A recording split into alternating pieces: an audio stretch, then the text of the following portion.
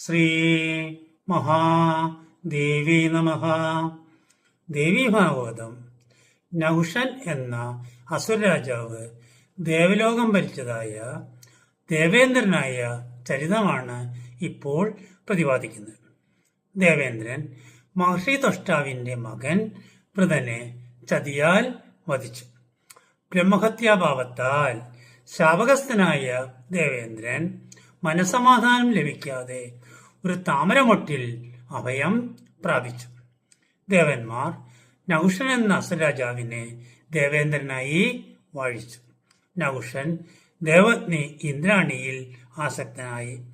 ക്രോധം സംഹര രാജേന്ദ്ര തേജപാപമതിം പ്രഭു നിന്ദന്തി ധർമ്മശാസ്ത്രേഷു പരതാരാഭിമർശനം. രാജാവെ, അന്യന്റെ ഭാര്യ ആഗ്രഹിക്കുന്നത് പാപമാണ്. മഹർഷിമാർ നഹുഷനെ ഉപദേശിച്ചു. ബലാത്കാരത്തിൽ രതിസുഖം ലഭിക്കുകയില്ല. ഹയമേതേന സന്തുഷ്ട ദേവീ ജഗദംബിക ഇന്ദ്രാണി കുരുതാ നിത്യം ഭഗവത്യാ പ്രപൂജനം.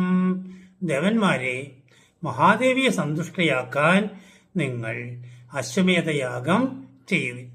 ഇന്ദ്രാണി മുടങ്ങാതെ ദേവിയെ ഉപാസിക്കട്ടെ. വിഷ്ണു ഭഗവാൻ ദേവന്മാരോട് പറഞ്ഞു.